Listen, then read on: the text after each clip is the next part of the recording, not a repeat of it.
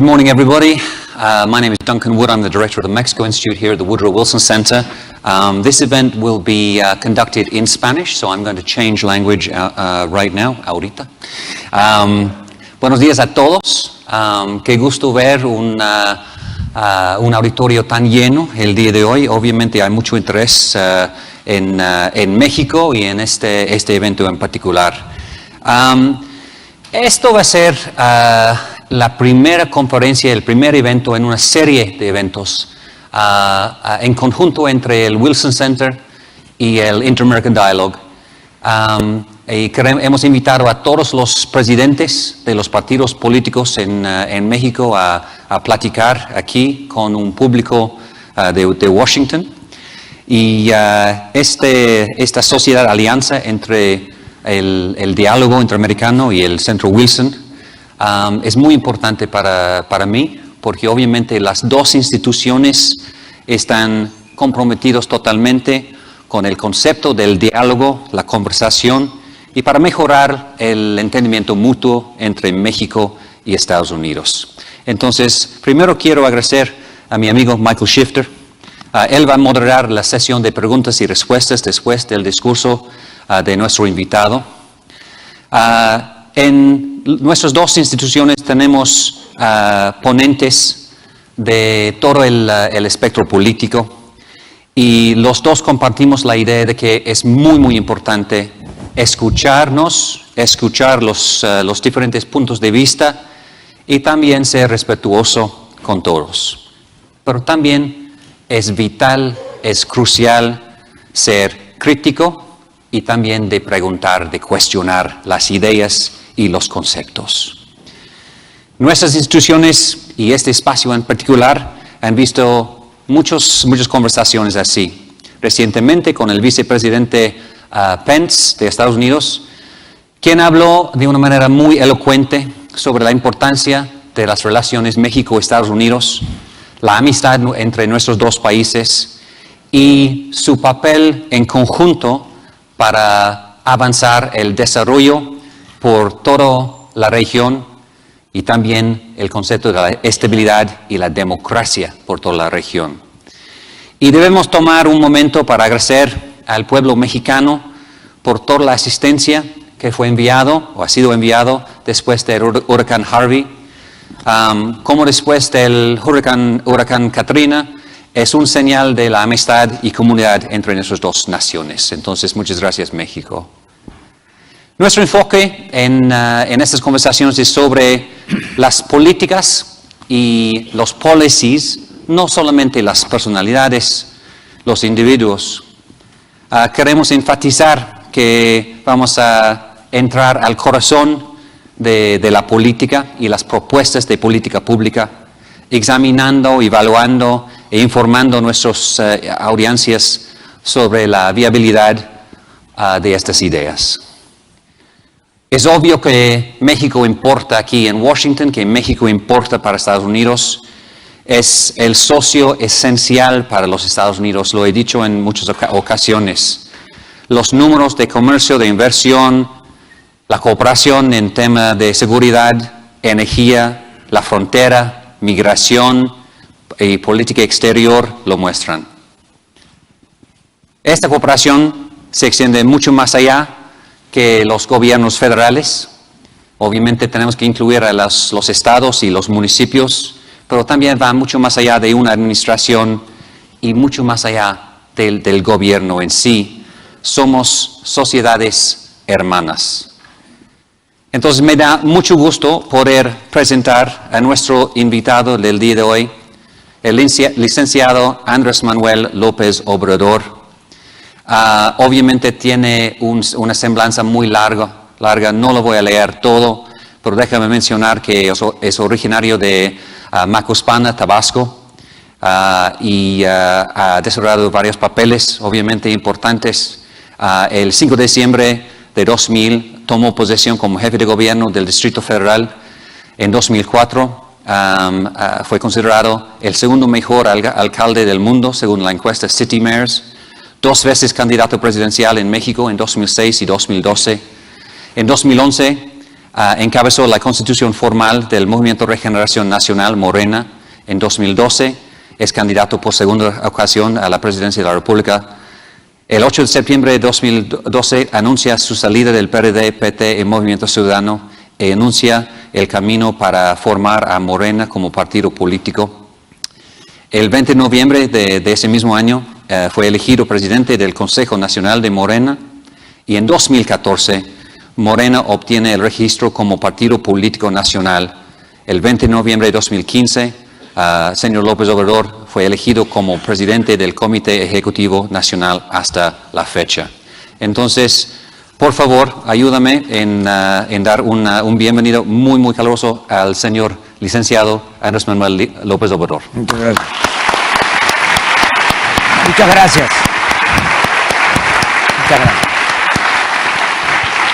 Muchas gracias. Gracias. Muchas gracias.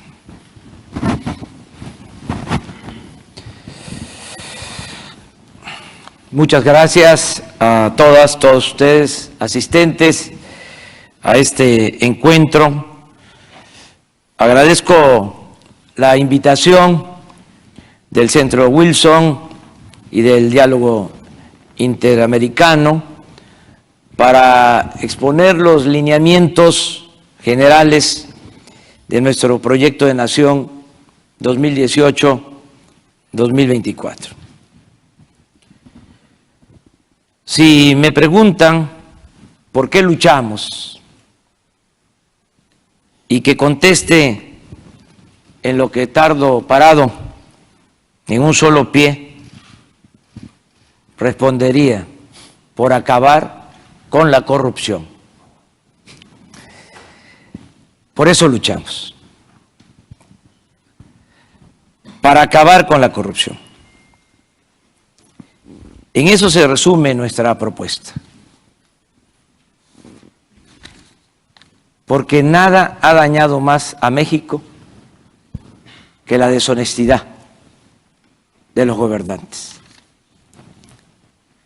Esa es la causa principal de la desigualdad social y de la inseguridad y de la violencia, entre otros males que nos aquejan.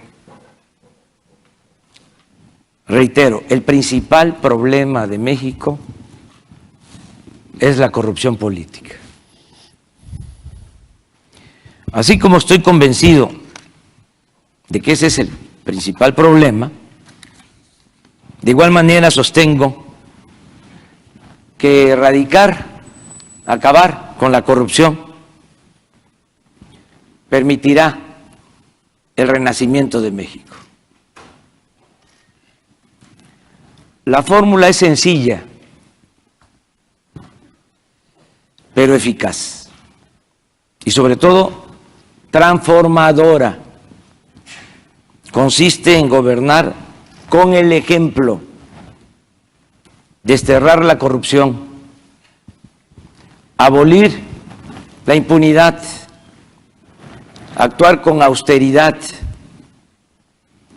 y destinar todo lo que se ahorre a financiar el desarrollo del país. Aclaro que nuestro propósito no es disminuir la corrupción o mantenerla a raya, sino eliminarla por completo.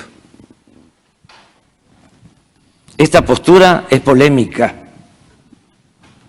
y por eso subrayo que se trata de una medida radical. Los conservadores suelen pensar que la corrupción es inherente a la idiosincrasia de nuestro pueblo. En una ocasión le preguntaron a Peña sobre este asunto y contestó que la corrupción es parte de la cultura del pueblo de México. Debe apuntarse en su descargo que ese pensamiento es compartido por muchos, aunque pocos se atreven a decirlo. Por eso resulta importante señalar que la corrupción se origina básicamente arriba de la pirámide del poder y de la cúpula social, y que de allí penetra hacia abajo. En otras palabras, en las altas esferas del poder económico y político no existen los valores que afortunadamente prevalecen en los pueblos y en el común de la gente. Algunos incrédulos o escépticos preguntan: ¿cómo vamos a erradicar la corrupción?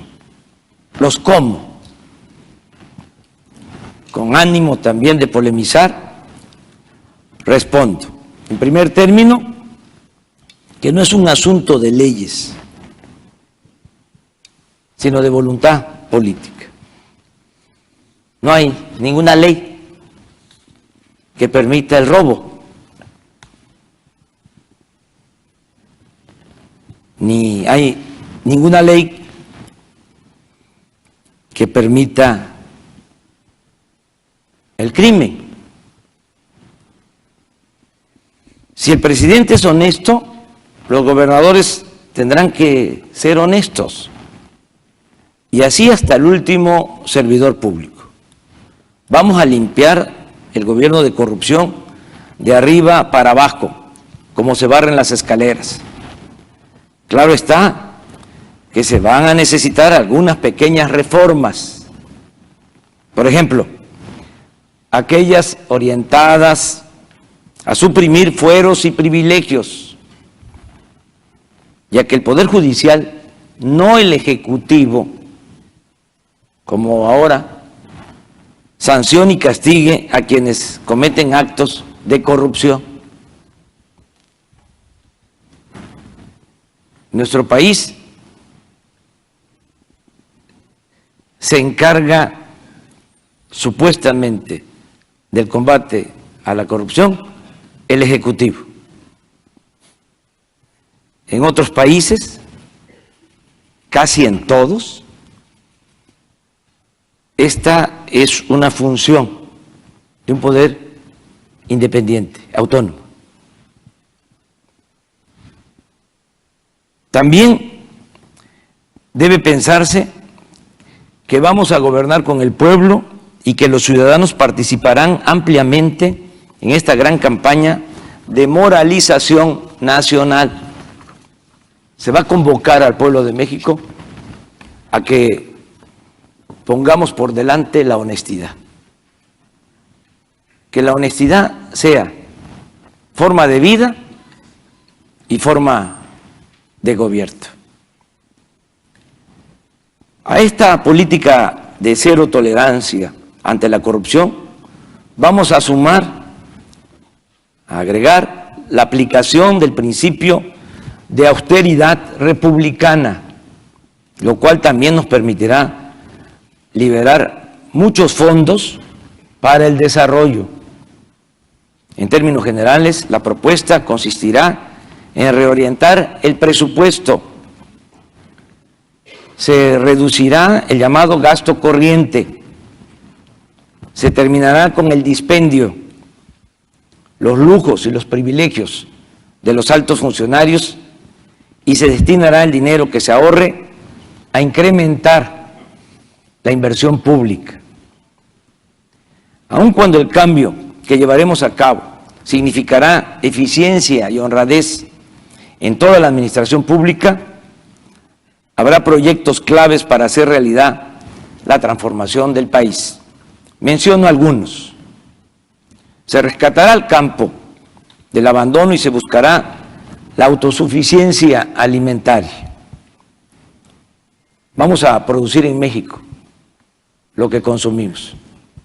Ya no compraremos en el extranjero lo que consumimos. Regresar al campo nos permitirá aprovechar la mayor cantidad de recursos naturales y conocimientos que posee el país.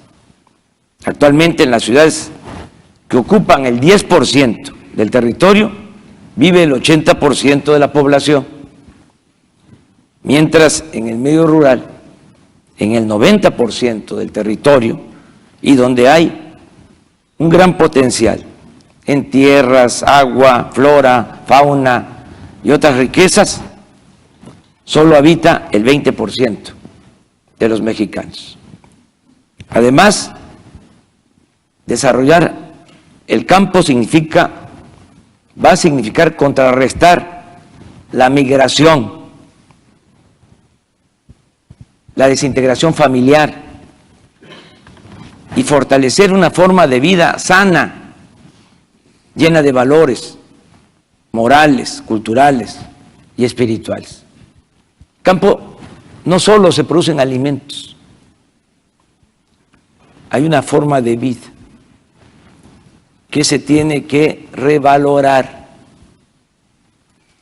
Cuando de manera simplista los técnicos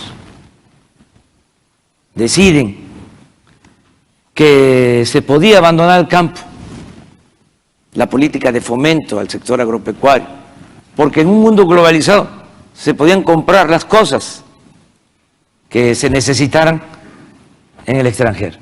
Se cometió un grave error. Primero porque no es cierto que sea más barato comprar afuera que producir adentro. Y segundo, se afectó una relación social importantísima. Se rompieron familias, hubo descomposición social. Parte del problema de la inseguridad y de la violencia que estamos padeciendo se debió al abandono al campo. El otro proyecto estratégico será utilizar el sector energético como palanca del desarrollo. Vamos a explorar y a extraer gas y petróleo. Se impulsará la refinación y la petroquímica. Actualmente, por la corrupción imperante, no por razones técnicas, económicas, comerciales, se ha llegado al absurdo de vender petróleo crudo y comprar gasolinas cada vez en mayor cantidad y costo. Se consumen en nuestro país 800,000 barriles diarios de gasolinas y se importan 500,000 barriles. Solo tenemos desde hace 40 años 6 refinerías. En Estados Unidos hay 150 refinerías. Nosotros vendemos petróleo crudo y compramos gasolinas. Y se tiene que pagar un sobreprecio del 30%, solo por fletes, dinero que podría ahorrarse si se elaboraran las gasolinas en México. En consecuencia, vamos a modernizar las refinerías existentes, porque hay una estrategia perversa de convertir las 6 refinerías en chatarra para que se compre toda la gasolina. De modo que vamos a modernizar las 6 refinerías. Ya se ha hecho en 3, se ha llevado a cabo un proceso de reconfiguración, de modernización en Minatitlán, en Cadereyta y en la refinería de Ciudad Madero. 3 de las 6. Con una inversión en reconfigurar de $8,000 millones. Pero por la corrupción siguen las refinerías sin capacidad de producir gasolinas. Están operando las 6 refinerías al 38% de su capacidad. Entonces, vamos a modernizar las 6 refinerías y vamos a construir 2 nuevas. Una en Atasta, Campeche, y otra en Dos Bocas, Tabasco, muy cerca de donde se extrae el petróleo, para procesar toda la materia prima y elaborar las gasolinas en México. Añado que todo el plan energético va a ir acompañado de apoyo a la investigación y a la ejecución de proyectos de energías renovables.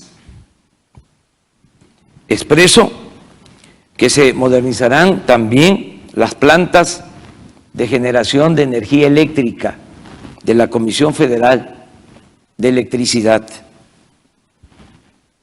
Esto es otro asunto, igual que el de las refinerías, por privilegiar negocios y la corrupción se abandonó toda la planta de generación de energía eléctrica del sector público para comprar energía eléctrica a precios elevadísimos con subsidio a empresas privadas.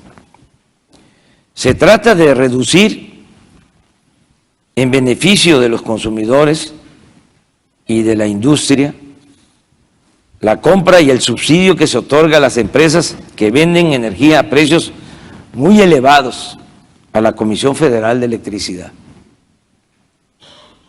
El plan nuestro es rehabilitar, modernizar las 63 hidroeléctricas que tiene el país, que no están operando a toda su capacidad. No turbinan, no generan energía para comprar la energía a empresas particulares. Todo ello se logrará respetando contratos suscritos por los gobiernos anteriores, pero eliminando los incumplimientos y abusos que se han permitido por las relaciones de complicidad entre funcionarios y empresas particulares. Toda la política económica se orientará a reactivar las actividades productivas y a crear empleos. Se impulsará el desarrollo regional con la participación de los 3 sectores, el público, el privado y el social. Vamos a sembrar 1 millón de hectáreas de árboles maderables y frutales en el sur-sureste del país. Se promoverá la agricultura, la ganadería y la pesca. Habrá una política de fomento industrial y de apoyo a pequeñas y medianas empresas. Se va a construir la nueva vía de ferrocarril de pasajeros hacia la frontera norte y el tren rápido de la ruta Maya, Cancún, Tulum, Calakmul, Palenque. En todo el territorio nacional habrá señal de Internet. En México, solo en el 35% del territorio hay acceso al Internet. En Oaxaca, solo en el 3% del territorio de Oaxaca se cuenta con señal de Internet. En el istmo de Tehuantepec se modernizarán los puertos de Salina Cruz y Coatzacoalcos. Se construirá un ferrocarril de carga de contenedores en esa angosta y estratégica franja del territorio nacional que permite comunicar a países del Océano Pacífico con la costa este de Estados Unidos. Se creará una zona industrial y comercial previa consulta con las comunidades de la región, con el estímulo de bajar costos de energía y apoyos fiscales para arraigar a empresas y a inmigrantes, ofreciendo oportunidades de empleo bien remunerados. Se construirán con el uso intensivo de mano de obra 282 caminos de concreto, de cemento, para comunicar municipios marginados del estado de Oaxaca. Aplicaremos un amplio programa de desarrollo urbano e introducción de servicios públicos en colonias populares, así como de ampliación, mejoramiento y construcción de vivienda en el medio rural y en las ciudades del país. Se cancelará la estrategia de pretender combatir la inseguridad y la violencia con el uso de la fuerza. Se va a detener la guerra. Ahora lo comentaba, no podemos continuar con la misma estrategia fallida. No podemos estar viendo lo que sucede en México sin cambiar la estrategia equivocada, irracional, que se ha venido aplicando desde hace 10 años. No son números, 68 homicidios diarios por la violencia. Nunca se había visto esto en el país. Y ni siquiera hablan de las causas. Quieren apagar el fuego con el fuego. Quieren enfrentar la violencia con la violencia, el mal con el mal. Como si no tuviese nada que ver la falta de crecimiento económico. Como si la desatención a los jóvenes no tuviese nada que ver con la inseguridad y la violencia. Es una especie de enajenación, de querer resolver problemas de índole social solo con el uso de la fuerza. Esto tiene que cambiar. Vamos a detener la guerra y vamos a buscar la paz entre todos los mexicanos. Va a ser nuestra principal preocupación. Se va a atender con prioridad todo lo que ha originado la violencia en México. Sostengo, creo que la paz y la tranquilidad son frutos de la justicia. Y pienso que si hay crecimiento económico, hay empleo, hay bienestar, si se atiende a los jóvenes, vamos a serenar al país. Reiteramos el compromiso de defender la educación pública, gratuita y de calidad en todos los niveles escolares. Eso es otro absurdo, el abandonar la educación pública, el dejar sin apoyo a quienes buscan estudiar y superarse. Se ha querido ver como algo normal que cada año se rechaza a miles de jóvenes que quieren ingresar a las universidades públicas y se les deja afuera con la mentira de que no pasan el examen de admisión. Cuando en realidad lo que sucede es que las universidades públicas no cuentan con presupuesto. Es 1000 veces mejor tener a los jóvenes estudiando que tenerlos en la calle. Y la educación no es un privilegio, la educación es un derecho del pueblo, de los ciudadanos. Tenemos que garantizar la educación pública. Yo no estoy en contra de la educación privada. El que tiene para pagar una escuela privada lo puede hacer, está en su derecho. Pero el Estado está obligado a garantizar la educación pública gratuita, de calidad, en todos los niveles escolares. Sí, hace falta mejorar la calidad de la enseñanza, pero también hace falta, y eso se omite, garantizar el acceso a la educación, la cobertura, que todos puedan estudiar. También garantizar el derecho a la salud, que está consagrado en la Constitución, en el artículo 4, pero es letra muerta.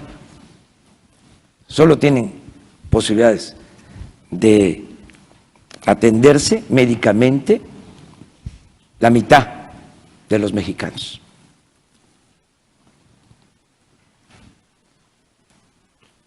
Vamos a seguir apoyando adultos mayores.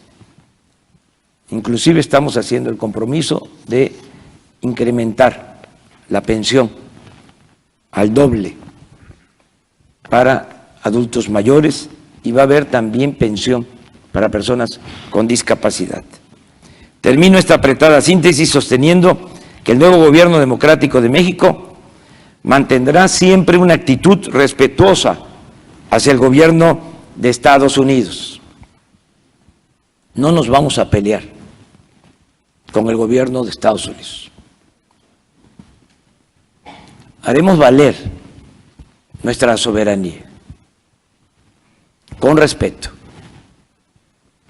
En primer término, defenderemos, eso sí, sin condicionamiento, el derecho de nuestros connacionales a ganarse la vida en cualquier lugar del mundo con su trabajo honrado. Esto lo convirtió en política exterior el presidente Wilson, del presidente Roosevelt. Los dos defendieron el derecho al trabajo de los seres humanos, el derecho a la fraternidad universal. En poco tiempo, los 50 consulados de México en Estados Unidos se ocuparán por completo de la defensa de nuestros paisanos y de los migrantes. Para efectos prácticos, se convertirán los consulados en auténticas procuradurías para la defensa de migrantes. Los cónsules mexicanos serán seleccionados con mucho rigor y tendrán en los hechos rango de embajadores. Deberá ser igual de honesto y profesional el cónsul de Los Ángeles que el embajador de México en Francia. Insisto, buscaremos establecer una relación bilateral con Estados Unidos fincada en la cooperación para el desarrollo. Defenderemos a los migrantes, pero al mismo tiempo aplicaremos una política económica para generar empleos y garantizar a los mexicanos trabajo y bienestar en sus lugares de origen, donde están sus familiares, sus costumbres y su cultura. Vamos a impulsar el desarrollo regional de México, repito, de sur a norte, con proyectos para retener a la gente en sus pueblos, ampliando oportunidades de trabajo y de bienestar. En toda la frontera con Estados Unidos se creará una zona libre o franca para promover la inversión, el desarrollo productivo, el desarrollo tecnológico y la creación de empleos. Esta será la última cortina para retener a trabajadores en nuestro territorio. A lo largo de los 3.185 kilómetros de frontera, en una franja de por lo menos 20 kilómetros de ancho, se aplicará un programa de estímulos fiscales a la inversión productiva. Bajará el IVA del 16 al 8%, toda esta franja. Y el impuesto sobre la renta bajará al 20%. Se reducirán los precios de los combustibles, de la energía eléctrica, y en esta franja aumentarán los salarios. Es una decisión soberana que en su momento vamos a compartir con el gobierno de Estados Unidos. Pronto, muy pronto, los migrantes podrán elegir entre quedarse de este lado de la frontera, contando con la protección del gobierno de México, o regresar a su país de origen, donde tendrán garantizado el derecho al trabajo, a un salario justo, al bienestar y a la seguridad. Amigas y amigos, informo que actualmente nos están apoyando en la elaboración del proyecto de nación 2018-2024, cerca de 200 especialistas que se agrupan por temas y sectores. La mayoría de estos especialistas, académicos, intelectuales, empresarios, dirigentes sociales, ciudadanos, son independientes, no tienen militancia partidista y están coordinados por el empresario Alfonso Romo Garza, que me acompaña en esta ocasión. El 20 de noviembre se presentará en el Congreso Nacional de nuestro partido Morena el proyecto de nación, documento que haremos llegar a todas y a todos ustedes. De nuevo agradezco la invitación del Centro Wilson, ya es la segunda vez que estoy aquí, les agradezco mucho por invitarme, y también al diálogo interamericano. Muchas gracias a todas y a todos ustedes.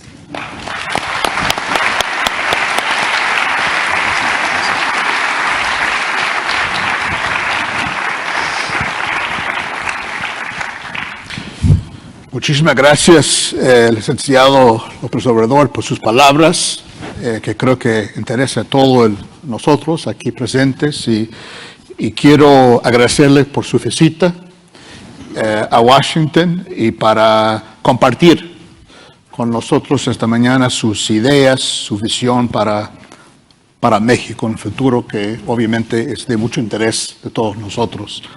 También, antes de empezar el diálogo, quiero agradecer también a Duncan Wood por su colaboración y todo el staff de Wilson Center. Estamos muy contentos de trabajar juntos y esperamos contar con otros candidatos a la presidencia de México, también con otros eventos. Así que estamos muy contentos con esta alianza y colaboración, y yo sé que va a ser muy fructífera. Si me permite, licenciado, empezar con algunas preguntas para empezar este diálogo, esta conversación en espíritu abierto, y después lo voy a ver si alguna, me imagino que muchos de ustedes también quieren hacer preguntas, y ojalá que haya tiempo. Si usted llega a ser presidente de México, usted sería el primer candidato que no viene que no representa ni el PRI ni el PAN. Esto sería ya una cosa bastante histórica. Para lograr el cambio, lo que usted llamó renacimiento de México, y cambios profundos que usted está planteando,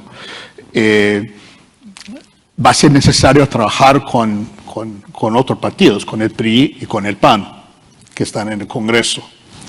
¿Cuál es su visión de cómo se puede tratar con esos partidos que de repente usted considera no están tan comprometido con el cambio que usted, para hacer las reformas, las medidas que usted piensa que son necesarias? ¿Va a ser una tarea de persuadirlos? ¿Cuál es su idea de cómo hacer para hacer realidad las cosas que usted está aspirando?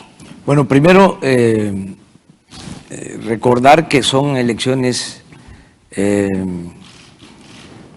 conjuntas. Va a elegirse al presidente y se van a elegir a los integrantes del Congreso el 1 de julio del año próximo.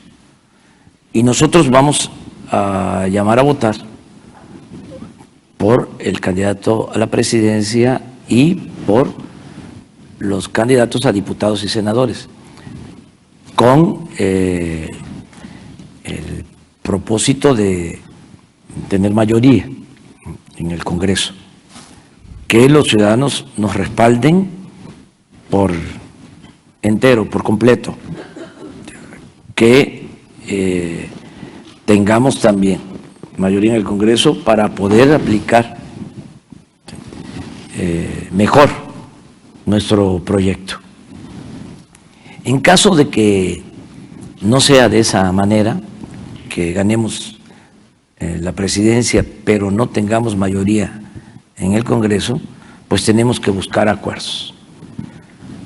Aunque también hay que considerar que no todo tiene que partir de reformas. Yo sostengo que ya existe un marco legal suficiente desde hace muchos años, cuando se tiene voluntad de gobernar con rectitud, cuando el objetivo es el desarrollo, la creación de empleo, buscar el bienestar de la gente. Las leyes están bien hechas. El problema es que no se aplican.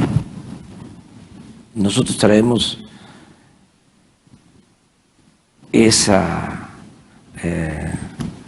conduerma, ese maleficio desde el porfiriato. Se decía entonces que las leyes se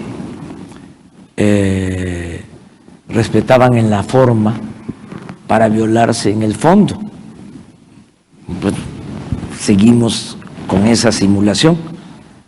Entonces, cuando se termine esa simulación, con las leyes que existen, vamos a poder desarrollar al país. Y las reformas que se requieran, pocas,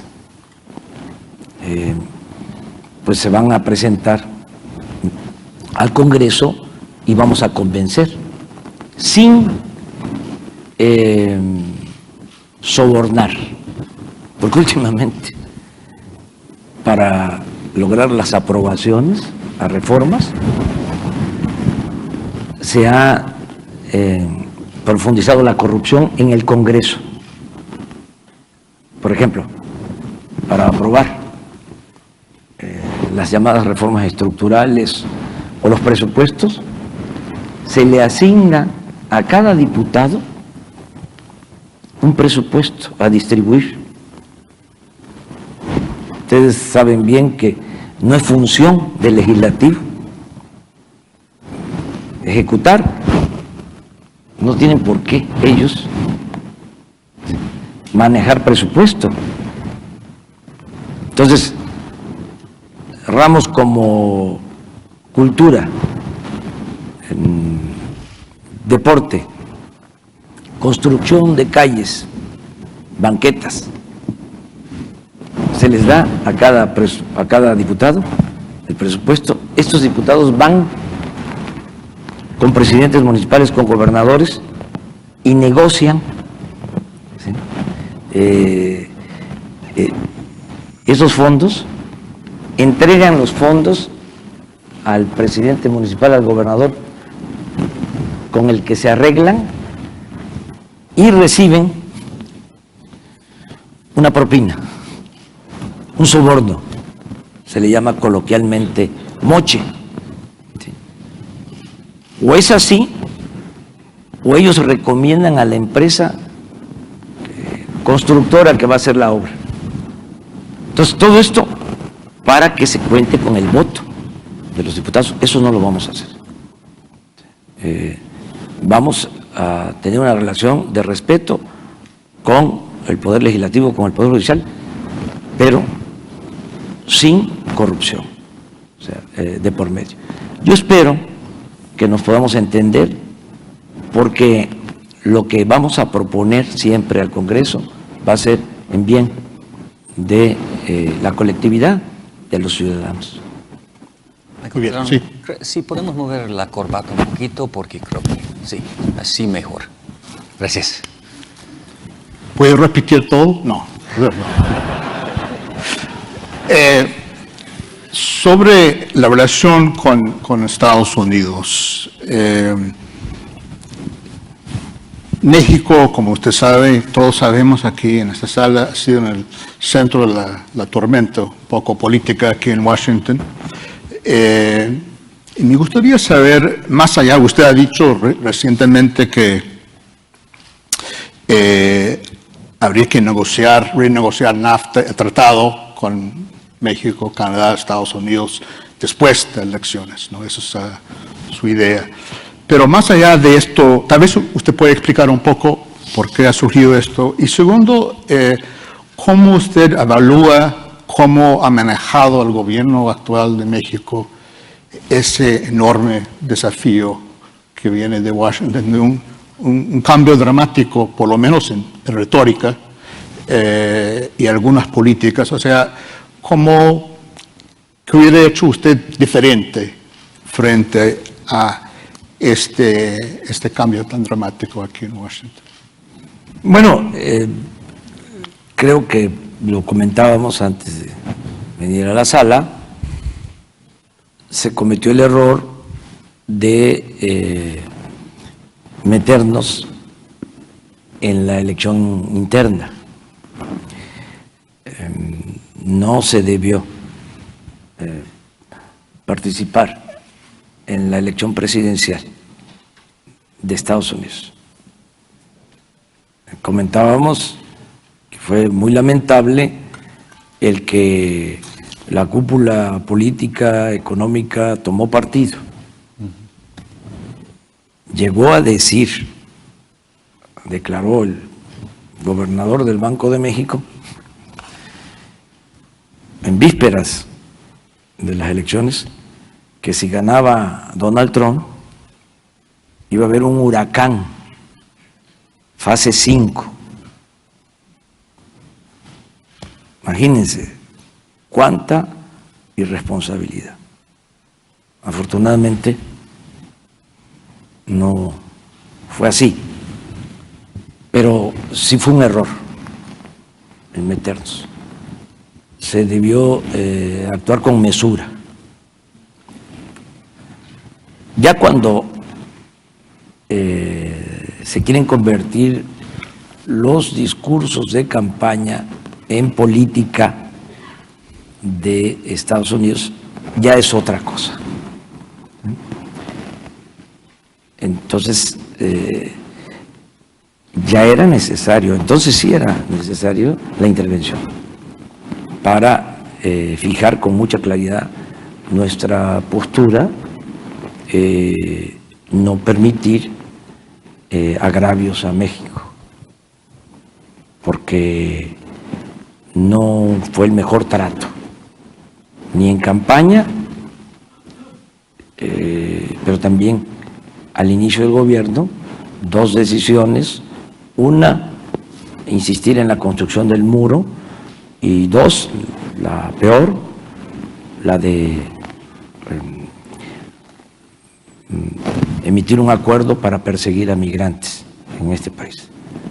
Debió intervenir el gobierno mexicano de inmediato y acudir a instancias internacionales, a la ONU, a presentar una denuncia formal por violación de derechos humanos. No se hizo. Luego ya conocemos otros episodios desagradables, esa llamada telefónica entre el presidente Donald Trump y el presidente Peña, muy lamentable. Nosotros pensamos que tiene que buscarse una relación de respeto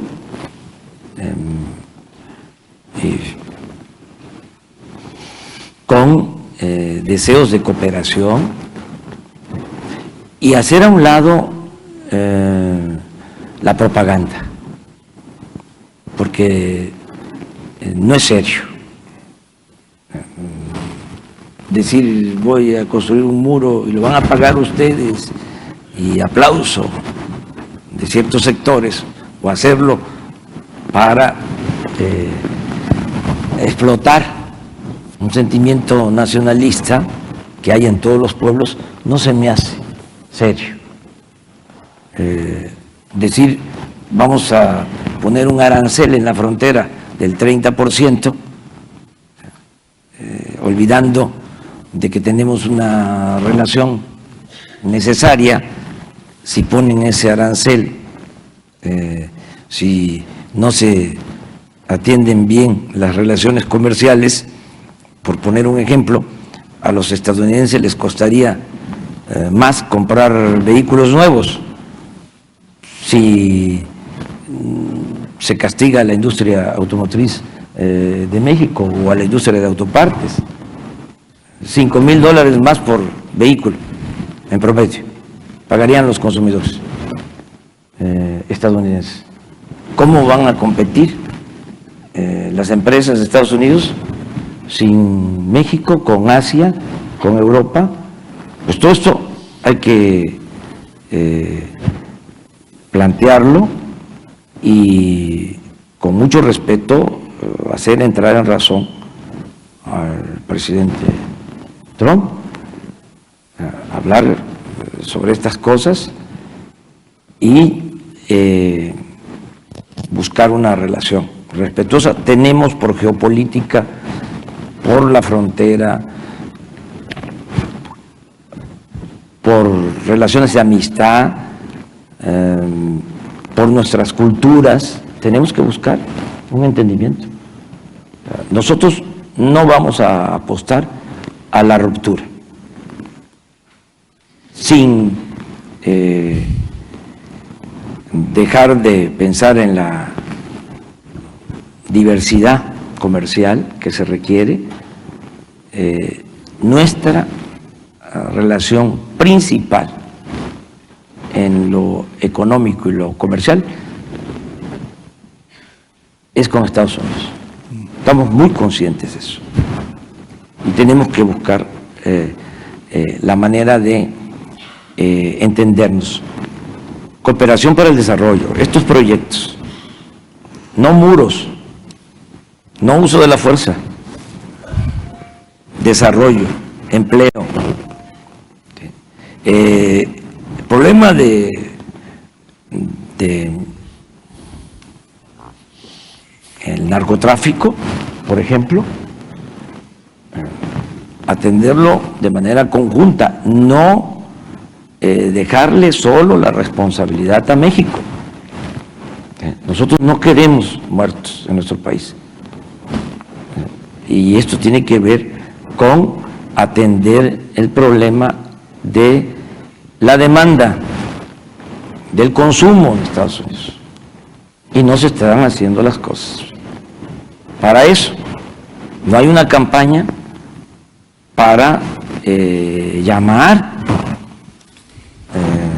a los jóvenes y al pueblo a no consumir drogas.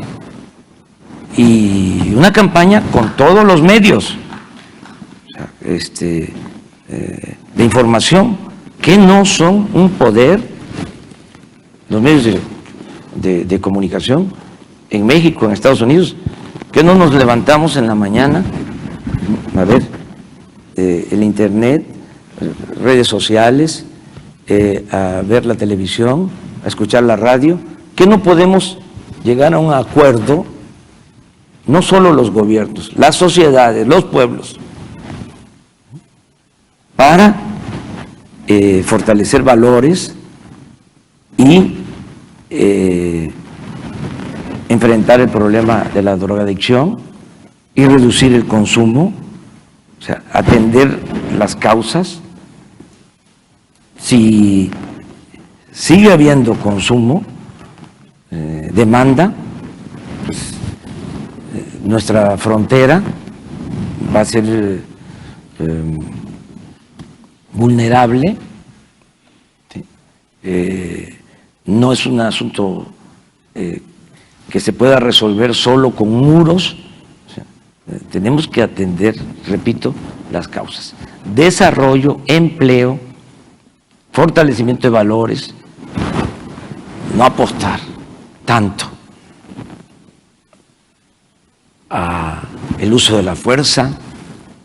¿Por qué no una reducción del presupuesto militar para transferir esos fondos al desarrollo social en Estados Unidos y a que se atienda a los jóvenes? Yo creo en eso. Ese es el diálogo que queremos tener. O sea, no muros, no militarizar la frontera, no. Eso no resuelve. Eso es propaganda. Eso no es serio. Y nosotros esperamos que haya entendimiento, no al racismo, no a la xenofobia. Este país es grande, muy grande, extraordinario por sus migrantes de todo el mundo. Así tiene que ser Estados Unidos. No cerrar Estados Unidos, no querer convertir Estados Unidos en un gueto absurdo. Pero todo eso lo vamos a hablar en su momento. Ya me alargué. Bueno, muchas gracias. Usted ha resaltado mucho aquí esta mañana el tema de corrupción, que es un tema creo que en casi toda la región. Hay elecciones también el año que viene en Brasil y en Colombia, y también va a ser muy importante en el debate, en la elección, seguro. Un tema en particular, creo que para ser más transparente y hacer público información, juegan un papel muy importante los periodistas. Y en México este año ha estado 10 periodistas en México. ¿Usted ha pensado en cómo fortalecer o mejorar los sistemas de protección de periodistas? Más allá del desarrollo usted ha planteado cosas, pero son de largo plazo. Estas cosas de periodistas investigando temas de crimen organizado, de corrupción, es un tema urgente. ¿Hay algo que podría hacer para atender ese problema y fortalecer los mecanismos de protección? Sí, desde luego. Garantizarles su seguridad, buscar las estrategias o el mecanismo más adecuado para protegerlos, que no sean agredidos. Nosotros condenamos todos estos asesinatos.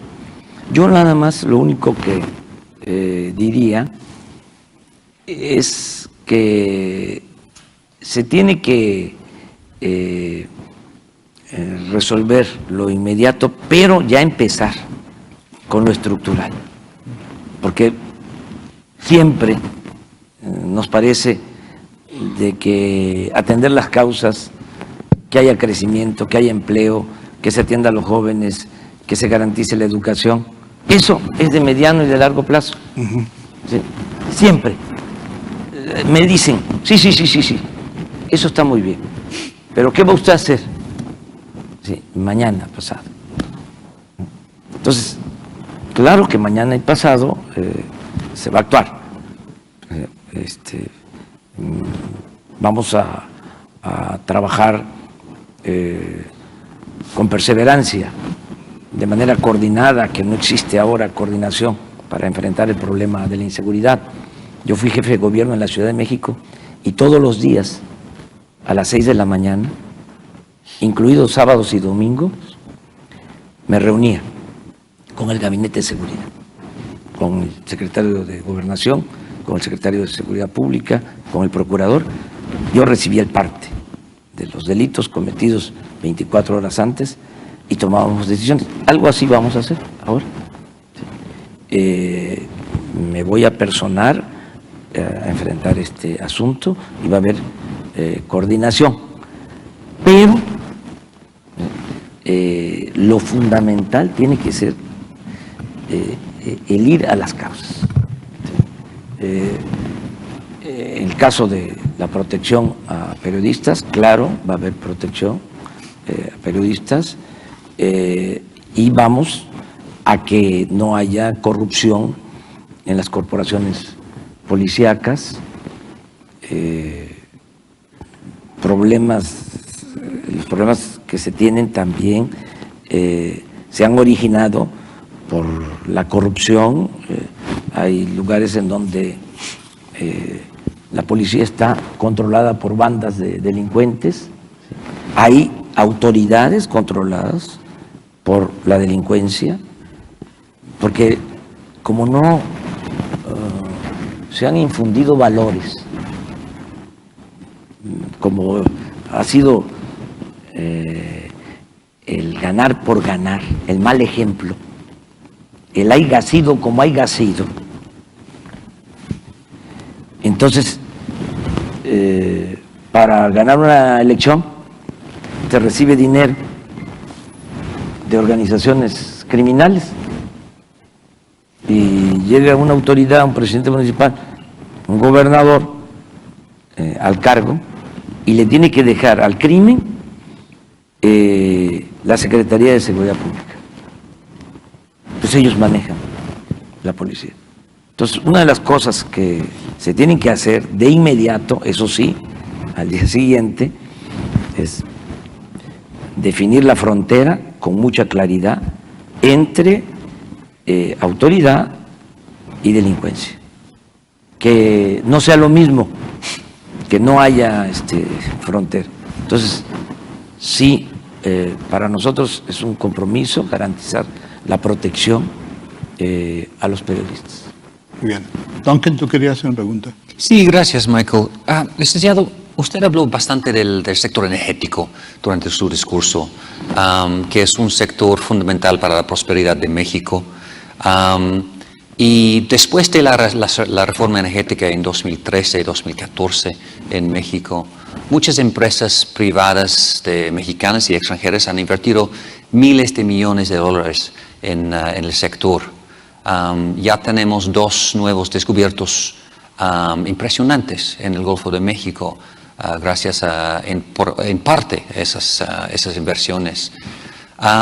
Pero usted ha dicho que si llega a la presidencia, que quiere dar revés a estas reformas, o por lo menos consultar al pueblo mexicano sobre las reformas energéticas. Y esto me parece una estrategia muy interesante.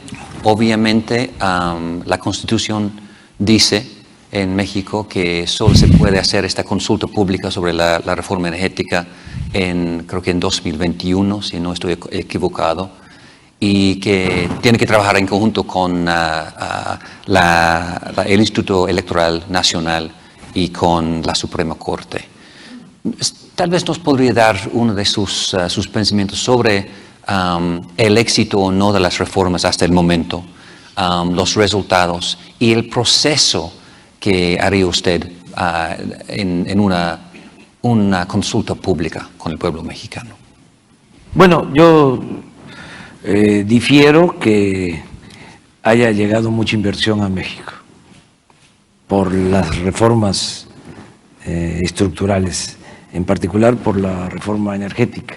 Eso es parte de la publicidad, miles de millones de dólares. E incluso tampoco es del todo cierto que por esas inversiones se descubren nuevos yacimientos de petróleo. Esa es la opinión de quienes defienden, ¿no?, las reformas. La realidad es otra. No hay esa inversión y se está cayendo la producción. O sea, nosotros llegamos a producir en 2004 3.400.000 barriles diarios. 3.400.000 barriles diarios. Y estamos produciendo, se están extrayendo 2 millones.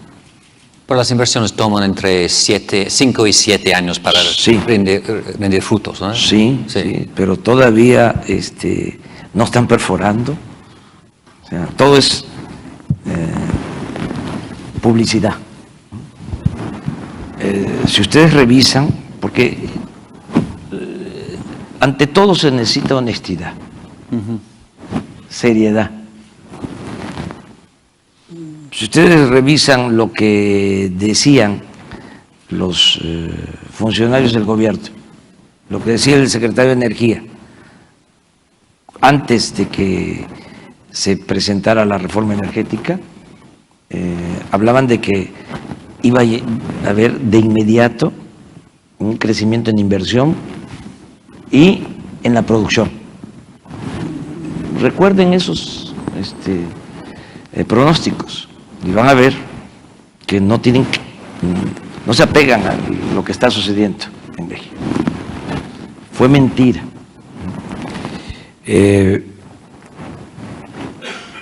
Tenemos un problema grave porque ya estamos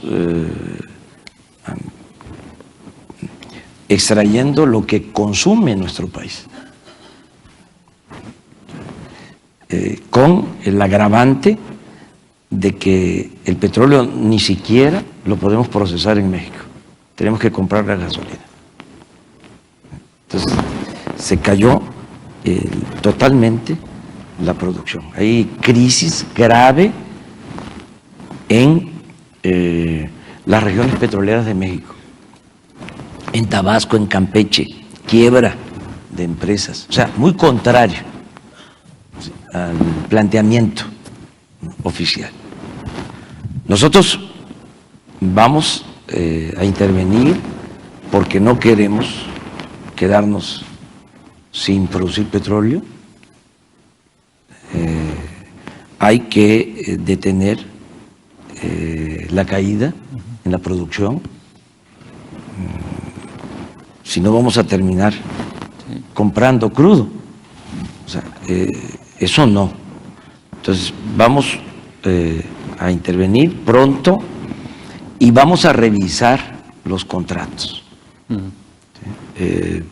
Yo sé que esto a algunos no les gusta, quisieran que dijéramos que se queden las cosas como están, no podría hacerlo. Entre otras cosas, porque no tengo confianza en quienes suscribieron por parte de México estos contratos. O sea, no queremos llevarnos la sorpresa, la mala experiencia de que los contratos con las petroleras tengan las características de los contratos de Odebrecht. Por eso se van a revisar. O sea, yo creo que a nadie conviene que siga habiendo una relación entre sector público y sector privado marcada por la corrupción. No queremos Odebrecht.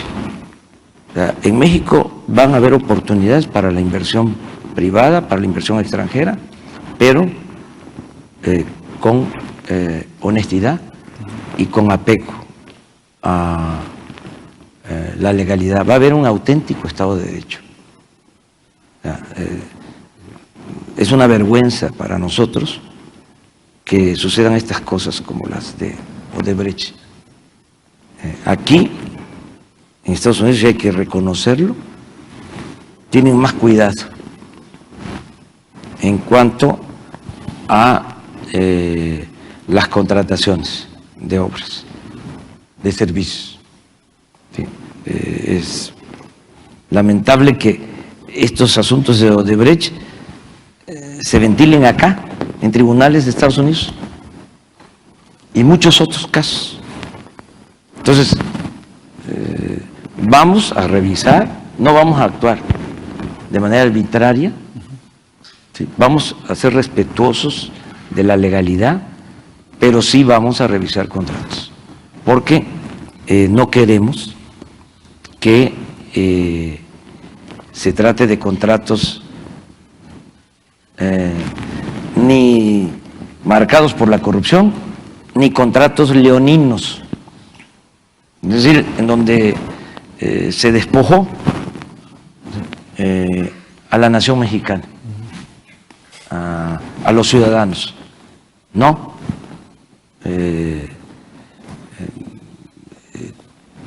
todo lo relacionado con Pemex tiene que ser un negocio público. Son utilidades para los mexicanos y tenemos que cuidar eso. No es un asunto ideológico, no es un asunto político, es un asunto que tiene que ver con el juicio práctico. Es decir, no puede perder la nación. No podemos nosotros permitir que haya corrupción y que se beneficie a una parte de bienes que pertenecen al pueblo de México, que pertenecen a la nación. En su momento vamos a tratar esto, pero sí se van a revisar los contratos.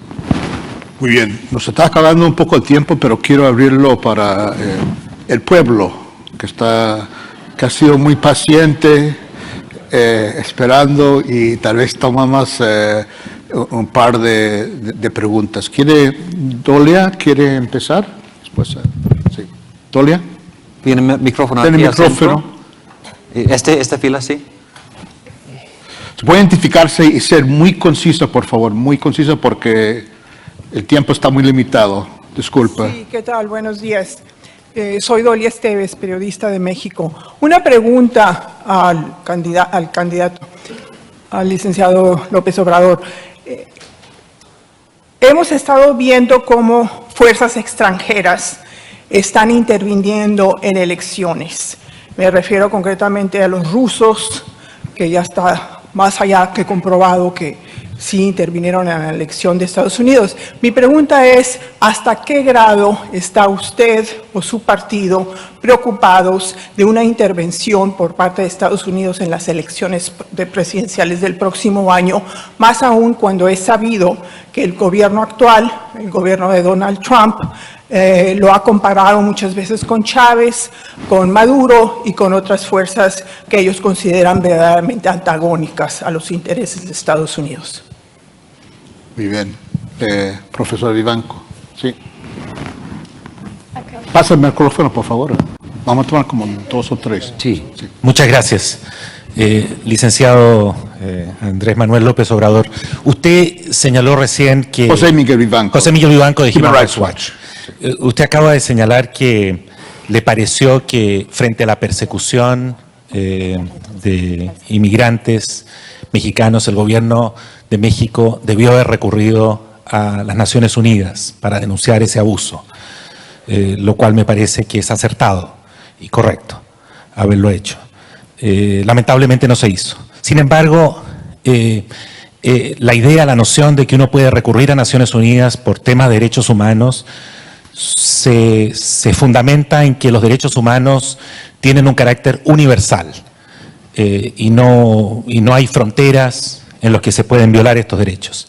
Me gustaría conocer cuál es su posición respecto de la situación de derechos humanos que aqueja hoy día a un país de América Latina, de América del Sur, como es Venezuela, donde se están produciendo graves violaciones a derechos humanos. Hay un informe del Alto Comisionado recientemente que certifica la comisión de violaciones masivas y sistemáticas. Gracias. Gracias, José Miguel. Sí, por favor. Rafael Castillo, Venezuelan American Leadership Council.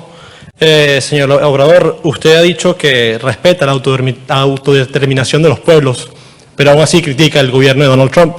Aún no ha criticado al gobierno de Venezuela. Y usted, la razón por la que se lanza presidente, dice que es para acabar con la corrupción. Misma razón por la que se lanzó Hugo Rafael Chávez Frías en el 99. Y hoy en día Venezuela es uno de los gobiernos más corruptos de Latinoamérica y del mundo. La pregunta es, ¿por qué no ha criticado al gobierno de Venezuela si cree que la corrupción es el mayor problema que tiene México? Bueno, sí, por favor.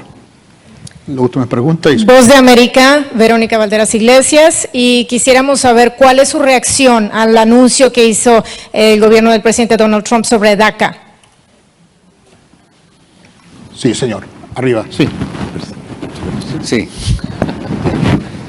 Jesús Esquivel, de la revista Proceso. Usted dijo que su prioridad número 1 es acabar con la corrupción. Yo quisiera saber qué podría hacer usted si llega a Los Pinos frente al caso del fiscal de la Nación que quieren sobre todo imponer ahora al Procurador General de la República, las imposibilidades que hay en términos legales para poderlo reemplazar.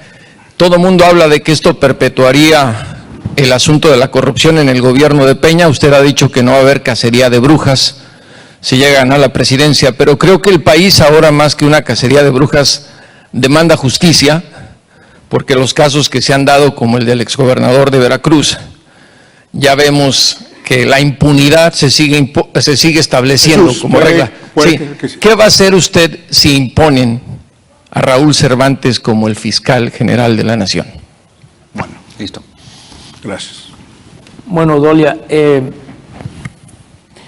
deseamos que no intervenga ningún gobierno extranjero en las elecciones de México.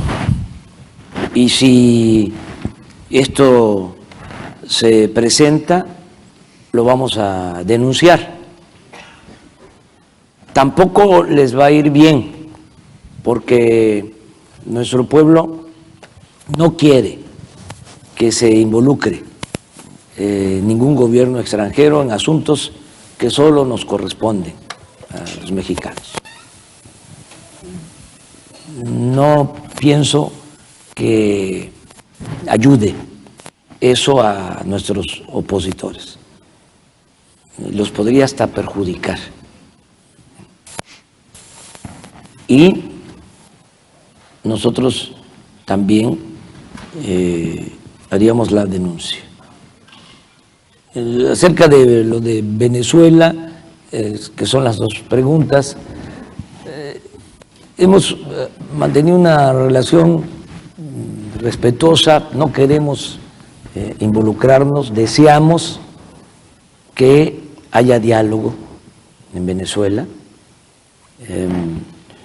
que haya una intermediación. He propuesto que ayude el Papa Francisco en la intermediación.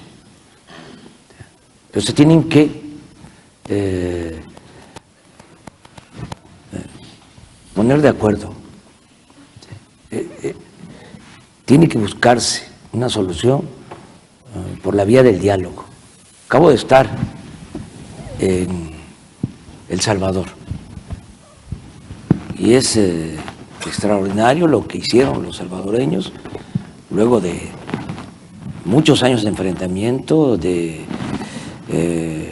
muertes, de asesinatos de campesinos, de obreros, empresarios, policías, soldados, monjas, sacerdotes, de Monseñor Rivera, en plena homilía fue asesinado.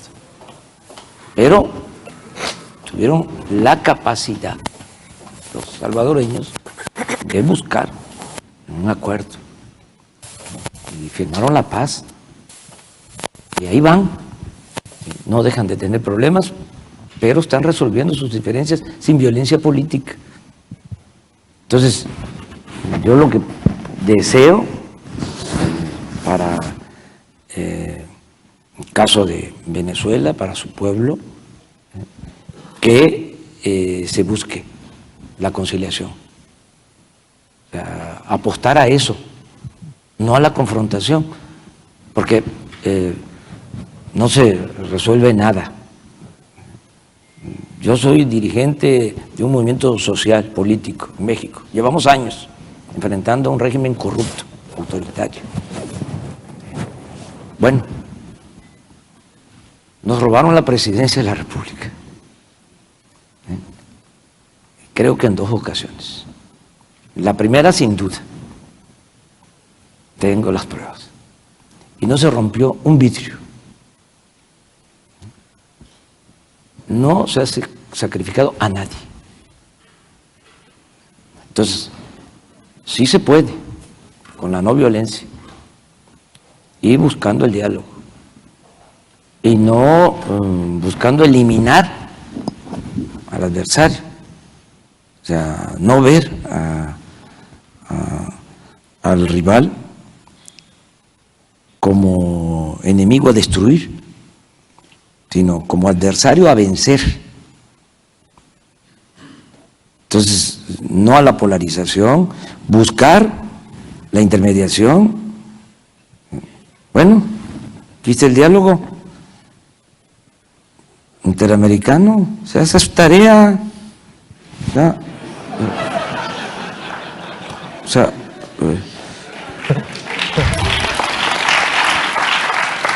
buscar crear la conciliación, y eso es lo que puedo yo comentar. No tengo vinculación con el gobierno venezolano, ¿sí? Hay mucha politiquería en todo esto. Es lamentable que hasta Peña, en sus intervenciones, hable asustando, queriendo espantar, diciendo: si gana Andrés Manuel, México va a ser como Venezuela.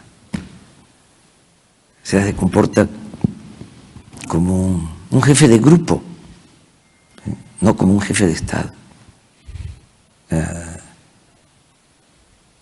No puedo decir más porque ya lo dije en la plaza allá. En mi país aquí no lo podría decir por respeto a la investidura presidencial. Pero eso no corresponde a un jefe de Estado.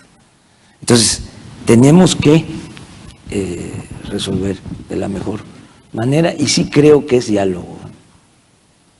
Diálogo, diálogo, diálogo, y desde luego, ¿sí? Estoy en contra de la violación de derechos humanos. Estoy en contra del encarcelamiento de dirigentes sociales, ciudadanos, políticos. No creo en esa vía, en esa forma de buscar resolver problemas. ¿Sí? No creo en eso. ¿Sí? Creo que la política se inventó para evitar la confrontación.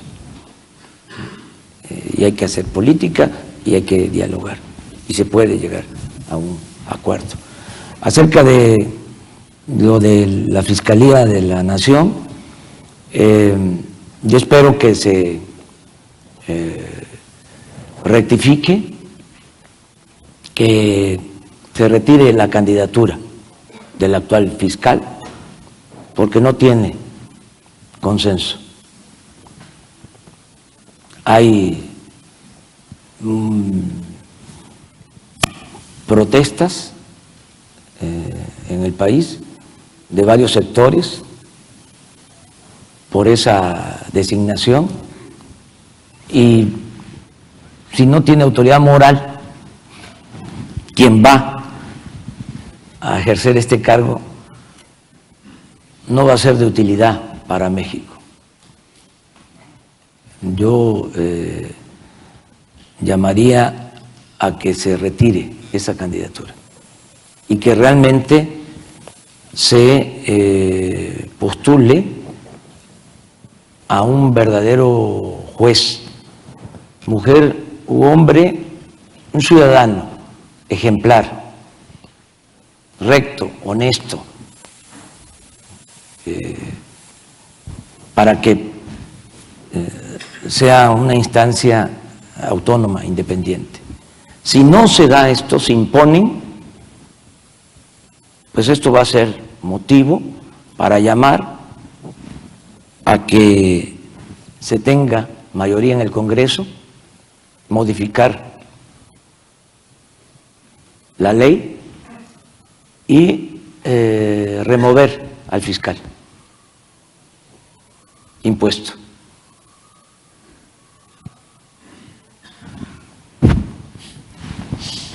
Bueno, muchas gracias.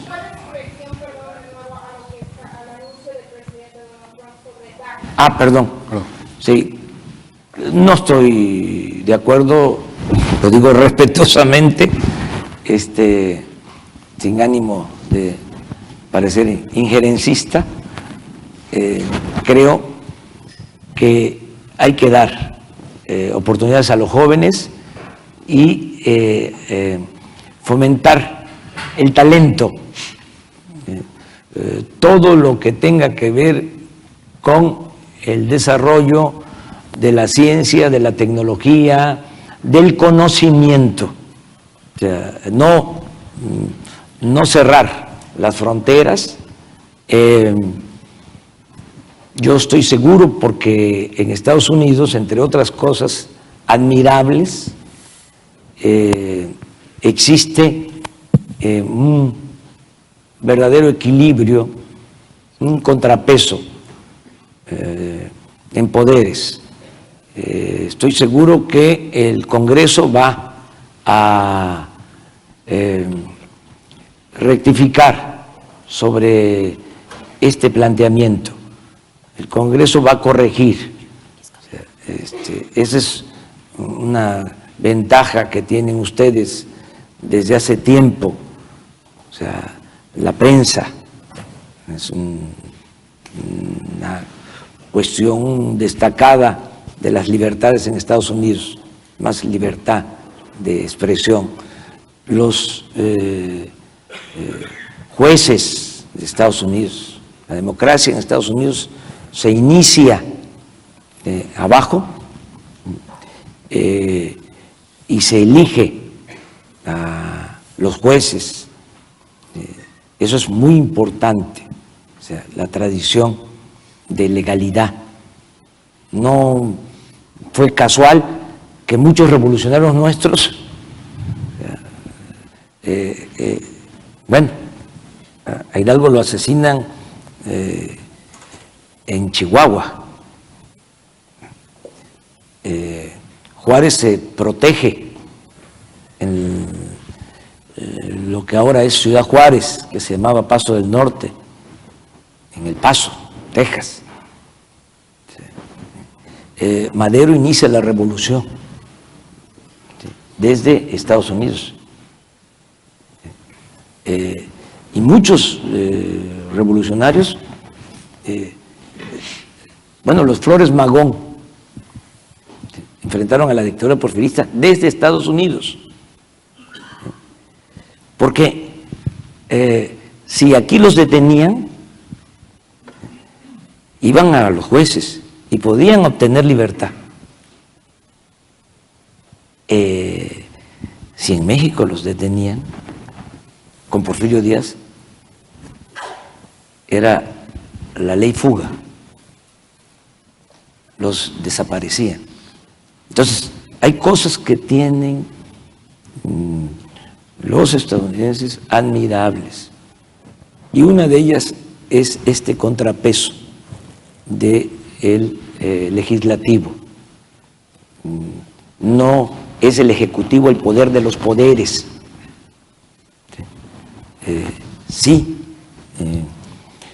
Tiene un valor importantísimo el legislativo. Yo espero que se modifique esa propuesta y que se resuelva, que puedan venir de todo el mundo a formarse.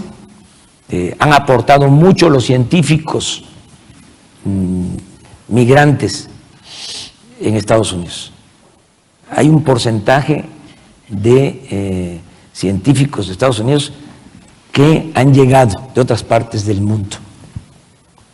Bueno, este país se ha desarrollado gracias a la migración, no hay que olvidarlo. Pero si el Congreso decide que apoya el cerrar las puertas a los creadores, pronto, muy pronto, se van a abrir las puertas de México a todos los jóvenes que quieran desarrollarse en ciencia, en tecnología, en conocimiento. En México están las puertas abiertas. Muchas gracias, amigos. Bueno, disculpa, perdón que nos ha extendido un poco el tiempo, pero en nombre del Wilson Center, Duncan y el Diálogo Interamericano queremos agradecer al licenciado López Obrador por compartir con nosotros. Ha sido un encuentro excelente y vamos a estar muy pendientes de los próximos pasos de su campaña y esperamos que vuelva para seguir este diálogo con Washington. Muchas gracias al diálogo, al Centro Wilson, muchas gracias a ustedes. Yo quiero destacar la presencia de un amigo paisano que nos ayuda mucho. Él ha estado aquí en este centro y también en el diálogo interamericano. Está aquí con nosotros Lázaro Cárdenas, que le agradezco mucho su presencia.